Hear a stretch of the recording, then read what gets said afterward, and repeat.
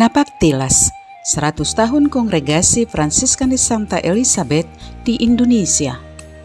Kasih yang menyembuhkan, berakar, bertumbuh, dan berkembang. Hari ini kita mau berjalan sejenak bersama para pioner, bukan sekedar mendengar sejarah, tapi mencoba ikut merasakan denyut hidup mereka.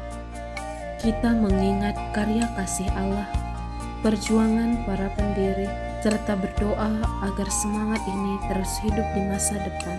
Kita akan berjalan dari satu titik ke titik lain, dari satu tempat ke tempat lain, untuk mengenang tonggak sejarah kongregasi kita.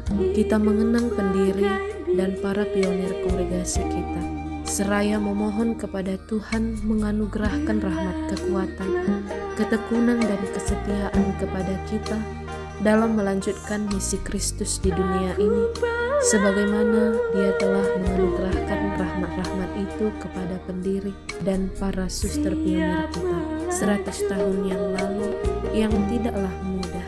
Ada kekecewaan, air mata, kehilangan semangat, cemas, bahkan sampai bertaruh nyawa demi Kristus yang mereka abdi dalam diri orang-orang sakit, kecil, tersingkir, dan menderita. Dan semoga pengalaman Napaktilas mengobarkan hati kita untuk memiliki semangat yang sama dengan para pionir kita. Kisah awal misi FSA ke Indonesia. Sudah berulang kali Monsinyur Hopmans mendesak Muda Asisi untuk mendirikan atau memulai misi di Indonesia. Hal ini akhirnya disetujui. Maka Monsinyur Hopmans secara pribadi mencari tempat yang sesuai. Kemudian mereka diskusi dengan Monsinyur Brands yang pada waktu itu tinggal di Padang. Pada tanggal 16 Juli 1924 diputuskan secara resmi bahwa para suster menerima tawaran itu. Tawaran untuk melayani di bidang perawatan di Medan, Sumatera Utara. Pada 13 Januari 1924 ditunjuklah siapa yang berangkat ke misi tersebut, yaitu Muder Pia Van Blaricum sebagai superior, Muder Pilotea Biemans, Muder Gonzaga, dan Suster Antoinette Plot. Pada saat itu juga ditetapkan tanggal keberangkatan, yaitu tanggal 29 Agustus 1925. Mungkin ini adalah alasan mengapa kongregasi kita memasuki masa postulan pada tanggal 13 Januari, yakni untuk mengenang tanggal keputusan itu.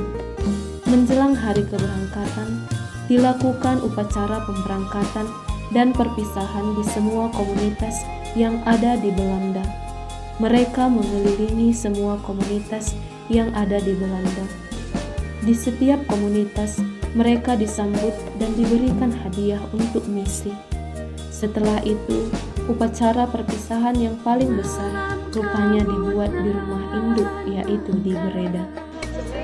Mereka menyebut itu prosesi keberangkatan karena dari Breda mereka beriring berarak ke Leiden. Ini berjarak kira-kira 1,5 jam pada waktu itu. Mereka berangkat dari rumah induk pada tanggal 27 Agustus 1925. Jadi bagi mereka malam itu merupakan malam yang sangat meriah. Apa yang dilakukan? Yakni doa yang dipimpin oleh Pastor Cyprianus. Beliau dibawa oleh para suster dari Leiden. Jadi malam itu mereka sampai di Leiden. Malam itu mereka kenang sebagai malam paling meriah dan perpisahan, yakni pada tanggal 28 malam.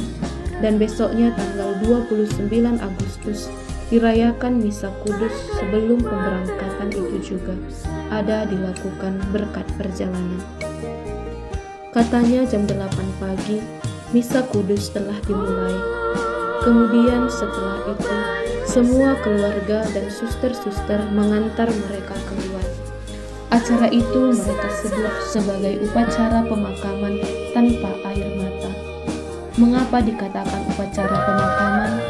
Karena pada masa itu, kalau sudah berangkat ke tanah misi, tidak diharapkan lagi untuk kembali. jadi pemakaman tanpa air mata. Kemudian dengan kereta mereka berangkat ke Amsterdam dari Leiden. Mengapa keberangkatan dari Leiden? Kemungkinan karena Leiden merupakan salah satu komunitas besar dan ada rumah sakit besar di sana, walaupun biara induk tetap di Breda. Dari Leiden mereka berangkat ke Amsterdam karena di sanalah pelabuhannya. Setibanya di Amsterdam, mereka itu naik ke perahu kecil karena mungkin dermaganya itu tidak bisa untuk kapal besar. Mereka dibawa dari perahu kecil ke perahu besar. Perahu yang dimaksud ialah kapal Johan de Witt. Jadi memang disampaikan kepada para suster bahwa kapal mereka nanti tidak terlalu besar ke Indonesia. Tetapi setelah mereka melihat Johan de Witt, bagi mereka itu adalah kapal yang sudah besar dan megah sekali. Kapal raksasalah itu bagi mereka. Kemudian setelah sampai dari kapal kecil ke kapal Johan de Witt, mereka naik ke atas dan mereka sudah memiliki kabin masing-masing. Mereka tadinya berangkat diantar oleh Muder Assisi, Muder Litwina, Muder Bonaventura. Mereka merupakan para pemimpin komunitas. Kemudian ada Suster Adriana dan Suster Lutgardis, adiknya Suster Gonzaga, bersama dengan beberapa keluarga. Kemudian mereka mengantar sampai ke IJsmuiden. Setibanya di IJsmuiden, semua pengantar harus turun. Sebelum mereka berangkat, disinilah Muder Assisi kembali memberikan beberapa nasihat kepada para suster pionir. Ternyata ada 18 suster bersama dengan mereka di kapal Johan de Witt, dan juga ada 4 orang imam. Diceritakan bahwa 3 imam yang bersama mereka itu meninggal di Indonesia. Kemudian peluit uap itu berbunyi 2 kali, lalu pada peluit ketiga kapal itu mulai bergerak sangat pelan meninggalkan pantai. Ketika mereka ditinggalkan di kapal itu, mereka sendirian duduk di belakang. Semua menelan air mata masing-masing. Tiba-tiba Muder Pia berkata, "Mari kita lebih berani." Lalu mereka berpegangan tangan berempat dan mereka mendoakan doa perjalanan Sub Tuum Praesidium, doa kepada Bunda Maria. Dan juga mereka berdoa kepada malaikat pelindung masing-masing. Saat mereka tiba di Sabang, daerah Aceh, mereka bermalam di sana. Di Sabang ada suster yang turun. Mereka dijemput oleh seorang pastor yang bernama Pastor Hubrich. Saat mereka menginap di sana 1 malam, ternyata esok paginya pastor itu sudah menyiapkan misa di sebuah gereja kecil di tempat itu. Dan semua mereka turun dari kapal dan ikut misa bersama. Setelah itu mereka melanjutkan perjalanan. Kira-kira 1 malam naik kapal lagi. Pagi-pagi sekali kapal itu sudah tiba. Mereka melihat kapal kecil dari kejauhan yang mendekati kapal Johan de Witt. Kapal itu berhenti terombang-ambing di tengah laut. Rupanya itu adalah kapal yang menjemput suster kita. Ternyata kapal Johan de Witt berlabuh di tengah laut. Setelah dekat, baru mereka tahu bahwa nama kapal itu adalah kapal Jansen. Itulah yang menjemput mereka ke Belawan. Tiba-tiba Pastor de Wolf dengan Suster Edmunda, seorang suster dongen, naik ke kapal besar menyambut mereka. Saat pastor dan suster itu mengatakan bahwa ingin menjemput mereka, maka secara spontan terlintas di benak para suster.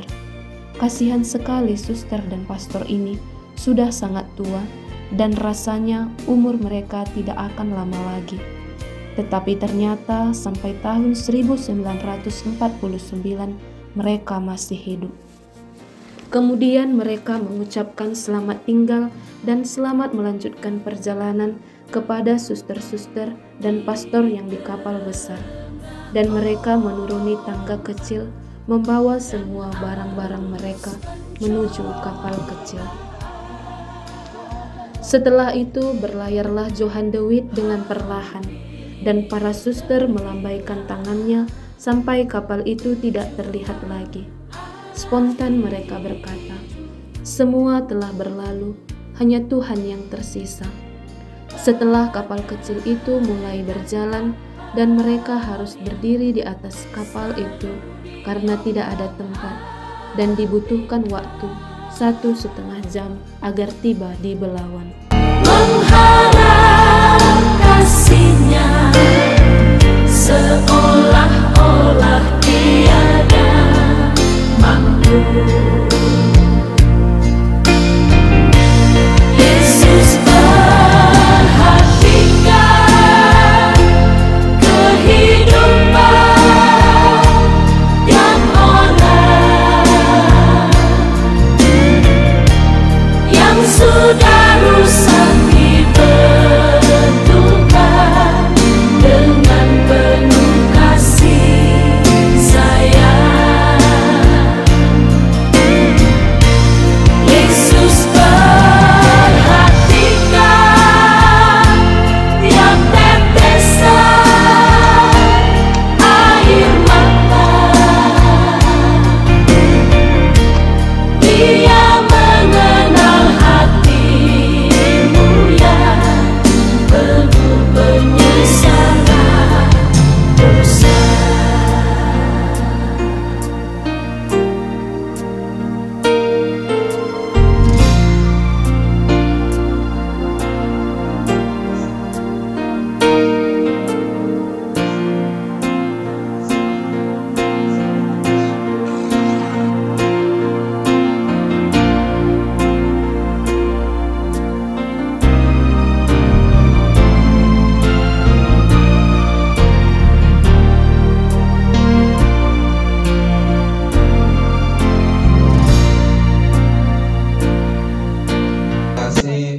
Fransiskanes Santa Elizabeth di Indonesia.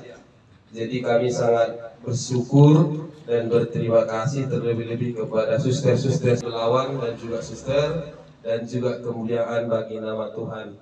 Sekali lagi kami dari Dewan Stasi Santo Stefanus Belawan mengucapkan beribu-ribulah terima kasih.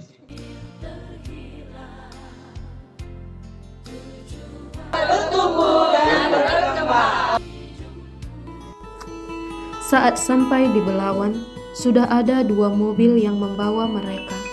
Mereka masuk ke mobil itu melanjutkan perjalanan.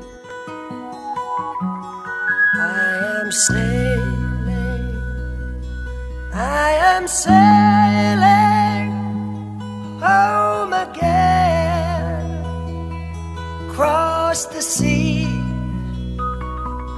I am sailing stormy waters to be near you. Hanya setengah jam perjalanan, mereka sampai di Voorstraat, rumah pertama yang disewa.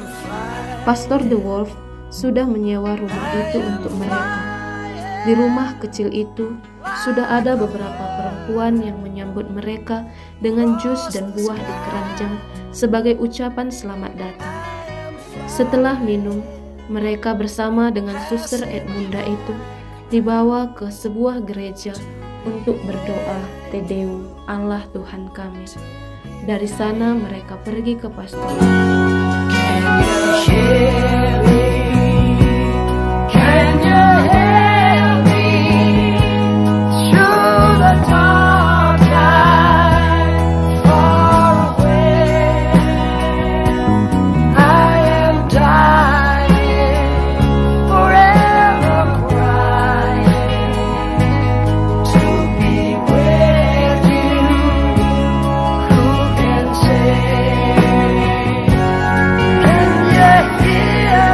Setelah itu, mereka pergi ke rumah Suster Domen. Rumah itu masih sederhana. Mereka telah lebih dahulu memulai misi di Indonesia, dan pada saat itu mereka sedang dalam proses membangun rumah dan sekolah yang baru.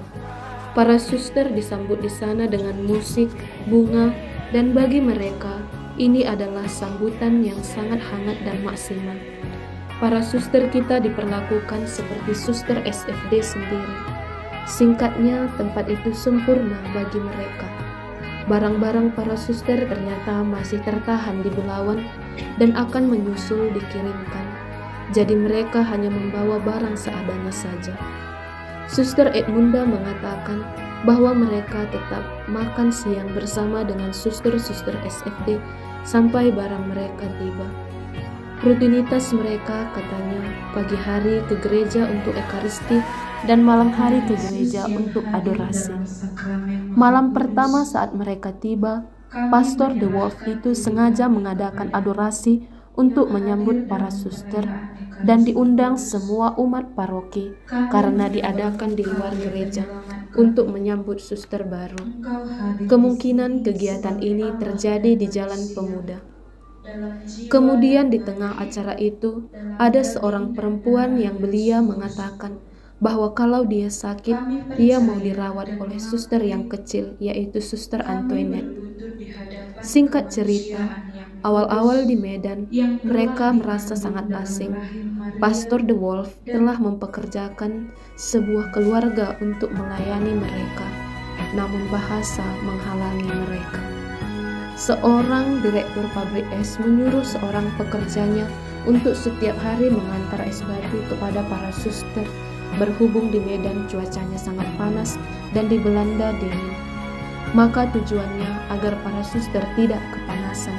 Namun Muderpia menolak karena dianggap harus dibayar. Mereka menahankan panas, namun anak muda itu tetap saja mengantar es itu. Setelah mengetahui bahwa itu adalah pemberian umat di sana, maka mereka menerima itu.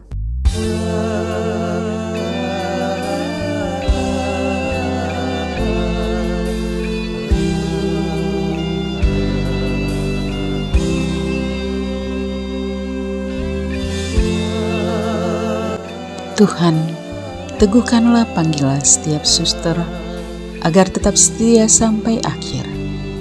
Bangkitkanlah panggilan-panggilan baru agar karyamu berlanjut dalam generasi mendatang. Sertailah kami agar berani menjawab tantangan zaman dengan iman yang teguh dan cinta yang murni. Tak menentu di tengah samudra, tiada teman, hatiku sepi, sendiri berlayar menuju samudra. Di lautan lepas ku merenung, hidup ini sungguh bagai bidung. Ku dayung perahuku dalam dunia hingga sampai seberang sana. Setiap kali badai menerpa hidupku ini, ku coba untuk bertahan, terkadang putus asa. Ku dayung perahu di tengah taufan, ku berdoa kepada Tuhan, segalanya ku pasrahkan. Tuhan, tuntunlah langkah kami memasuki masa depan dengan penuh pengharapan dan semangat pelayanan yang baru. Semoga keutamaan dan kebijaksanaan yang Engkau anugerahkan kepada para kudus dan para pendahulu kami, kiranya Engkau berkenan menganugerahkannya pula kepada kami dalam peziarahan kami.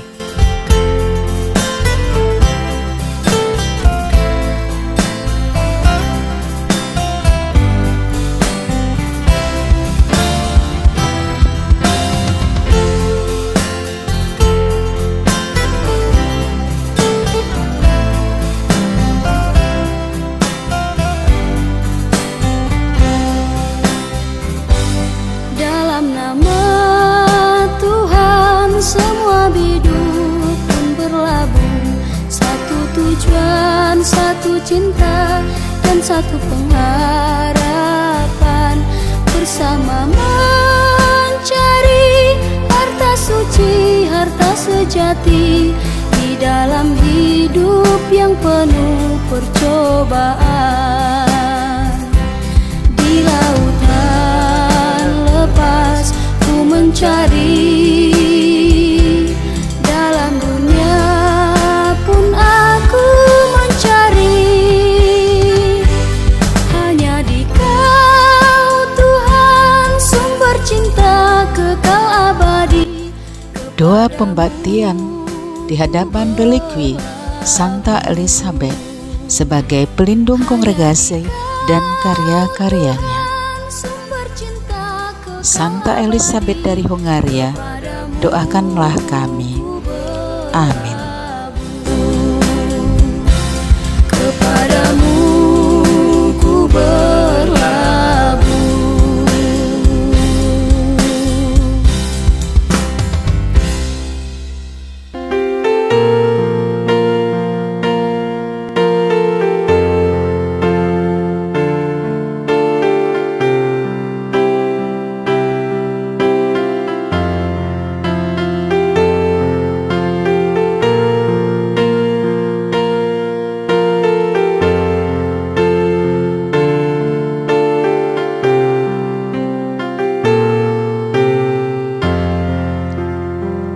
Kita berhimpun di makam para pendahulu kita yang telah menyerahkan hidup dan karya mereka demi berdirinya serta bertumbuhnya kongregasi kita. Kita datang dengan hati penuh syukur untuk mengenang, mendoakan, dan melanjutkan jejak langkah mereka. Bapa yang Maha Pengasih, pada hari syukur 100 tahun kongregasi kami datang ke makam para pendahulu kami yang dengan iman, harapan, dan kasih telah menabur benih panggilan dan pelayanan. Kami bersyukur atas keteladanan hidup mereka, atas kesetiaan mereka kepadamu, dan atas segala jasa yang mereka berikan demi kongregasi ini. Kami mohon, terimalah mereka dalam damai abadi di hadirat-Mu, dan jadikanlah kami pewaris setia yang terus menyalakan api iman, harapan, dan kasih dalam hidup serta karya pelayanan kami.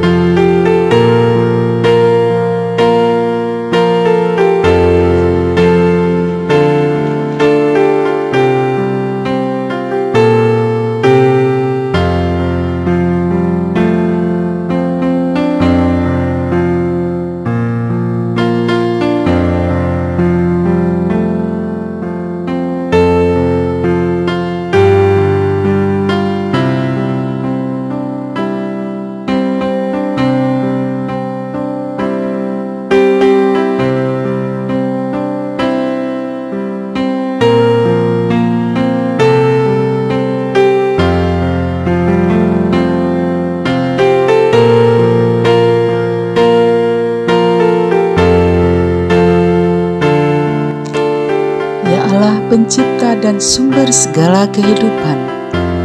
Engkau menumbuhkan benih menjadi tanaman, dan dari tanah Engkau memberikan rezeki bagi manusia. Hari ini kami menanam pohon di titik-titik bersejarah kongregasi kami, sebagai tanda kesyukuran atas 100 tahun perjalanan kongregasi kami. Semoga pohon ini bertumbuh subur, berakar kuat dan berbuah lebat, seperti iman dan karya kasih yang diwariskan oleh para pendahulu kami. Berkatilah pohon-pohon itu, jadikanlah ia tanda pengharapan baru, dan semoga kami pun semakin teguh berakar dalam Kristus, serta menghasilkan buah kasih bagi sesama.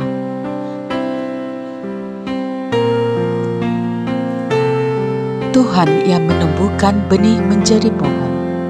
Semoga pohon ini menjadi tanda berkat Tuhan bagi kongregasi kita dan bagi semua orang yang kita layani. Akhirnya, Bapa yang setia, kami menyerahkan perjalanan kongregasi ini ke dalam tangan-Mu. Kobarkanlah api kasih dalam diri kami, agar kami menjadi saksi setia Injil di dunia ini. Santa Elisabeth, kasih yang menyembuhkan, berakar, bertumbuh, berkembang.